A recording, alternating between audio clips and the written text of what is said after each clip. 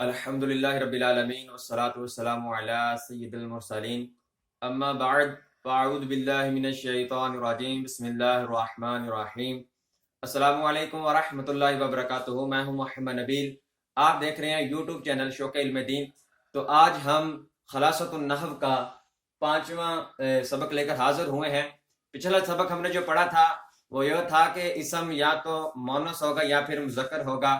پھر آگے ہم نے مزید مونس کی علامت تانیث کیا تھی وہ بیان کی تھی۔ اس کے بعد مونس دو طرح کا تھا وہ بیان کیا تھا، پھر کچھ قواعد بیان کیے تھے۔ آج ہم جو ذکر کرنے والے ہیں وہ ہے کہ تعداد کے لحاظ سے اسم کتنی طرح کا ہوتا ہے۔ تو ویڈیو شروع کرنے سے پہلے میں آپ کو بتاتا چلوں کہ اگر آپ ہمارے چینل پر نیو ہیں تو ہمارے چینل کو سبسکرائب کریں، ویڈیو کو لائک کریں اور بیل آئیکن کو ضرور دبا دیں تاکہ ہماری ہر آنے والی نئی ویڈیو کا نوٹیفیکیشن آپ کو ملتا رہے۔ تو چلتے ہیں ویڈیو کی طرف۔ آج ہمارا جو سبق ہے وہ ہے کہ تعداد کے لحاظ سے اسم کی کتنی اقسام ہے۔ اسم کی واحد ہوگا یا تثنیہ ہوگا یا جمع ہوگا۔ تو ہم بیان کریں گے کہ واحد کی تعریف کیا ہے۔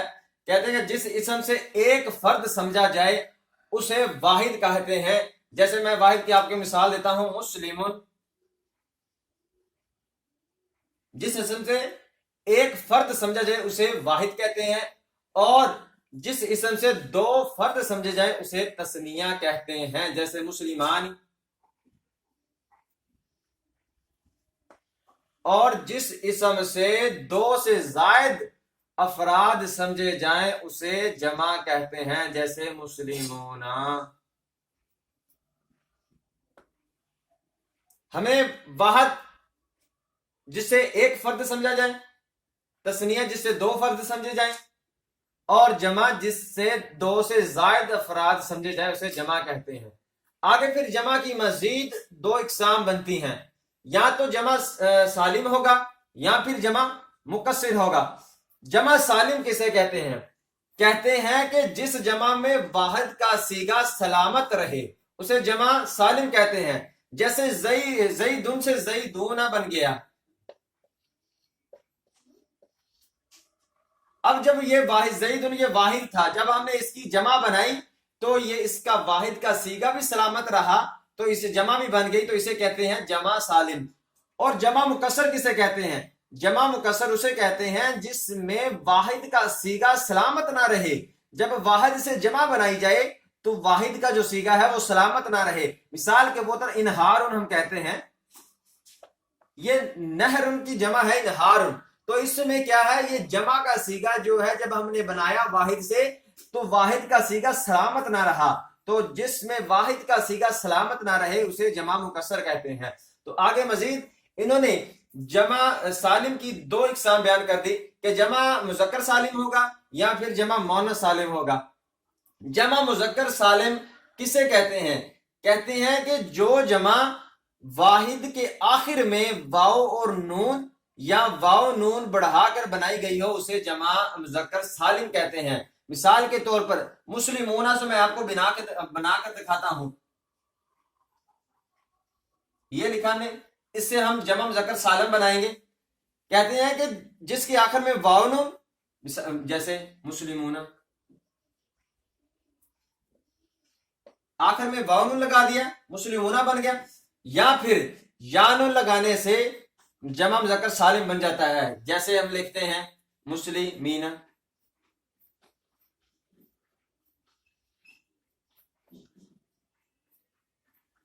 اب دیکھیں جب واحد سے ہم نے بنائی جمع مذکر سالم کے بنانے کے دو طریقے، یا تو اس کے آخر میں واو نون لگائیں گے واحد کے آخر میں، یا واحد کے آخر میں یا نون لگائیں گے تو وہ جمع مذکر سالم بن جائے گا۔ اب کہتے ہیں کہ جمع مؤنث سالم کسے کہتے ہیں؟ کہتے ہیں جب واحد کے آخر میں الف اور تا لگانے سے جمع مؤنث سالم بن جاتا ہے۔ جیسے کہ ہم یہاں پر لکھتے ہیں صالحات لکھ دیتے ہیں، واحد کے آخر میں کیا آ گیا؟ الف تا لگانے سے جمع مؤنث سالم بن جاتا ہے۔ ٹھیک ہے، اب یہ تھی تعداد کے لحاظ سے اسم کی اقسام جمع کی۔ اب ہم یہاں پر افراد کے لحاظ سے جمع کی دو اقسام بیان کریں گے۔ کہ افراد کے لحاظ سے جمع کی کتنی اقسام ہوتی؟ 2 ہوتی ہیں. یہاں پر جو ہم نے بیان کی یہ تعداد کے لحاظ سے تھی جمع کی بھی اقسام. یہاں پر جو ہم بیان کرنے والے ہیں وہ تھی افراد کے لحاظ سے جمع کی کتنی قسمیں ہیں. افراد کے لحاظ سے جمع کی 2 اقسام بنتی ہیں، یا تو جمع قلت ہوگا یا پھر جمع کثرت ہوگا. اگر جمع قلت ہوگا تو جمع قلت کسے کہتے ہیں؟ کہتے ہیں کہ جمع قلت اس کو کہتے ہیں جو جمع 3 سے لے کر 10 تک کے افراد تک بنائی گئی ہو، اس کو جمع قلت کہتے ہیں. جیسے ہم یہاں پر لکھتے ہیں کلام،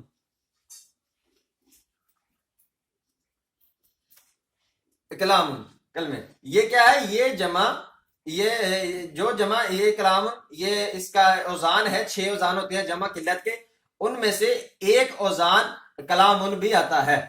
جمع قلت کے 6 اوزان آتے ہیں. ٹھیک ہے، جمع قلت کے 6 اوزان کون کون سے ہیں؟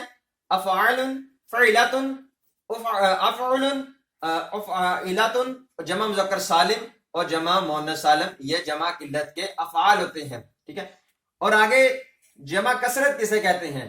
کہتے ہیں کہ جمع کثرت جو 11 سے لے کر لامحدود تعداد تک کے افراد تک کے لیے بنائی گئی ہے اسے جمع کثرت کہتے ہیں. جمع کثرت مثال کے طور پر کتب، اب یہ کتابیں بہت ساری بھی ہو سکتی ہیں، اس کی لا تعداد تک یہ کتب ہو سکتی ہیں. جو 11 سے لے کے لامحدود افراد تک ہو اسے جمع کثرت کہتے ہیں. ایک بات اور آپ کو بتاتا چلو کہ تثنیہ بنانے کا طریقہ کیسے ہمیں معلوم ہوگا. کہتے ہیں کہ واحد کے آخر میں، یہ نا واحد، اس کے آخر میں ہم کیا لگا دیں؟ الف نون لگا دیں، یا پھر یا نون. نون کیسے لگانا ہے؟ یا کو ساکن کرنا ہے اور نون کے اوپر ہم نے کیا دینا ہے؟ منصوب، نون کو منصوب کر دینا ہے. تو یہ تثنیہ بن جائے گا. جیسے مسلمون سے مسلمان بھی بن جائے گا اور مسلمین بھی بن جائے گا. تو یہ کیا ہوگا؟ یہ تثنیہ بن جائے گا. اب ایک بات اور آپ کو بتاتے چلوں کہ بعض دفعہ ایسا ہوتا ہے جو اسم جمع نہ ہو، ایسا ہوتا ہے کہ جو کوئی کبھی کبھی ایسا ہوتا ہے کہ جمع نہیں ہوتا اسم، لیکن اس میں جمع کا معنی پایا جا رہا ہوتا ہے، تو اس اسم کو کہتے ہیں اسم جمع. مثال کے طور پر ایسے ہم لکھتے ہیں قوم. اب یہ قوم ایک پوری قوم ہے، یہ کیا ہے؟ یہ جمع تو نہیں ہے لیکن جمع کا معنی اس میں موجود ہے، تو اس لیے اسے کہتے ہیں اسم جمع. یہ تھا ہمارا آج کا سبق جو ہم نے اسم کے واحد، تثنیہ اور جمع ہونے کے بارے میں پڑھا.